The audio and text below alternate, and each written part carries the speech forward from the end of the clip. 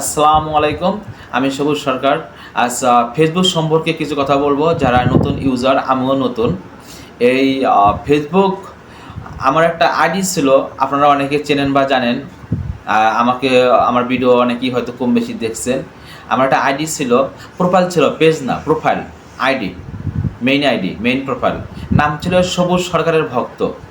সবুজ সরকারের ভক্ত নামে আমার একটি প্রোফাইল ছিল।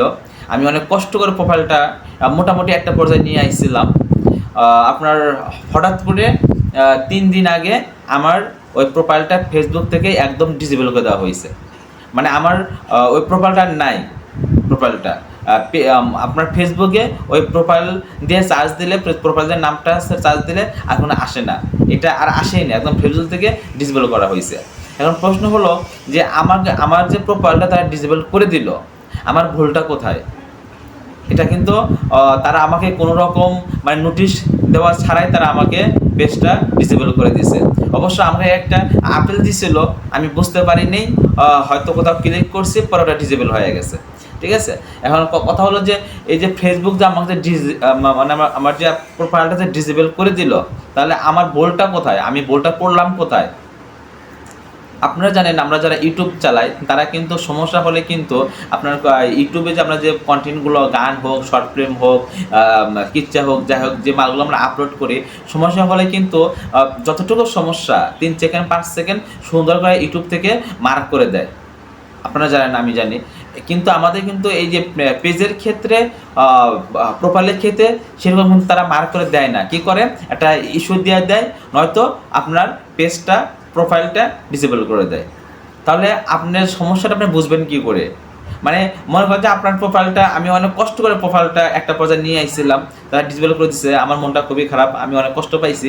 এখন কথা হলো যে এই যে তাদের ডিসেবলটা করে দিল, আমার সমস্যাটা কোথায়? আমি তো বুঝতেই পারলাম না আমার সমস্যাটা কোথায়।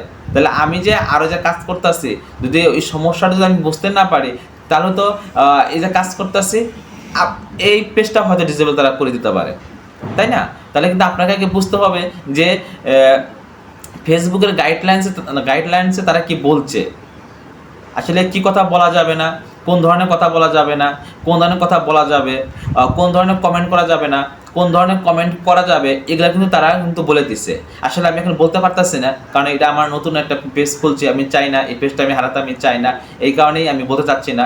আপনারা কিন্তু এগুলো খুঁজে বের করবেন যে কোন কমেন্ট করা যাবে না, মানে কোন ধরনের কথা বলা যাবে না, কাকে উদ্দেশ্য করে কথা বলা যাবে না। এ ধরনের কথা বললে কিন্তু আপনার স্বপ্নের যে পেজটা, কিন্তু স্বপ্নের যে প্রোফাইলটা কিন্তু ডিসেবল করে দেবে ফেসবুক, কোনো রকম রিচ ছাড়াই।